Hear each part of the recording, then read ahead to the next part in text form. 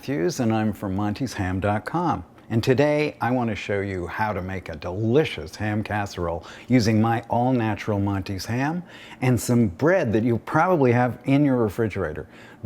I'm using two kinds of bread today, ciabatta bread and a rye peasant loaf.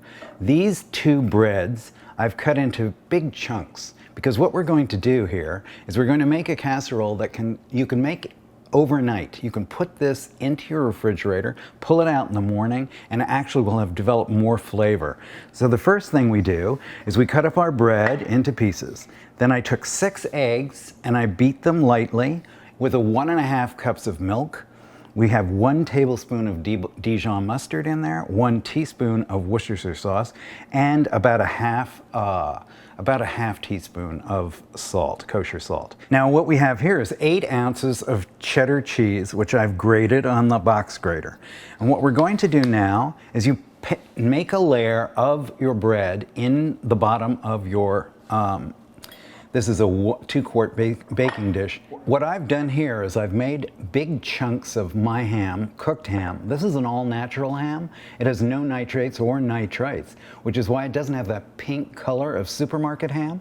So what we do is I take these nice large chunks of ham and I put them over the top of the layer of the first bread.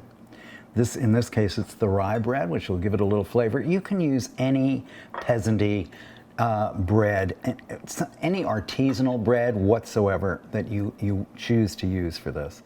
The rye will give it a nice little different kick. You put these nice big pieces of ham over the layer of bread. Then take cheddar cheese. We're adding really a nice solid layer of cheese. It's going right over the ham. So as we add this cheese, about half your cheese.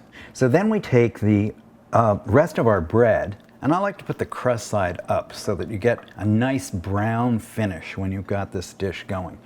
Then we just put a layer of bread, as I said, it's a strata, so here's another layer that we put together, and just completely cover the cheese that you just put in and the ham. I think you'll find you need about 4 cups of bread. This will puff up, so you'll get a nice, really nice looking, almost souffle-like ham casserole.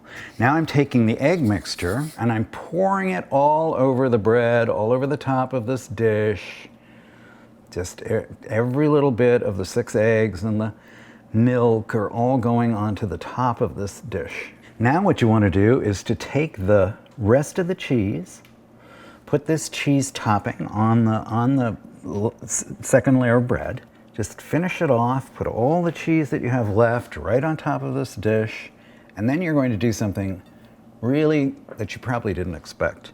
You're going to take your hands, clean hands please, and you're going to push this down. Push this down so that the egg comes up and you know that this is really getting soaked. You're soaking all this bread. At this point, this is where you put this into the refrigerator. Allow the flavors to develop, allow the bread to soak up all of the goodness of the milk and the eggs, and then we're going to put this in the oven a little while later and you'll see how it puffs up. Now when you're making this, you can do this overnight. You could do this for Sunday morning. It'd be a wonderful brunch item. It's just a wonderful, delicious dish that gets a lot of its flavor. The longer you leave it in the refrigerator, uncooked, within reason, overnight, you're going to have something really delicious the next day. You can see how beautifully brown it is on top. You can see how the cheese is melted. You can also see how the eggs have lifted the bread out. This is almost like a souffle. You see the crust on that bread and the way the cheese is melted. And there's all that eggy goodness under there with that magnificent taste of ham. Those big pieces of ham that will really make an impression. Now when you dig into this creamy, rich, eggy goodness, just layers and layers of bread and cheese and ham sits there on that plate. And what we generally do is we serve this with a lovely green salad. It's a wonderful brunch dish. I'm Monte of Monte's Ham, and I've just shown you how to take leftover bread and leftover ham and make something nobody can leave alone.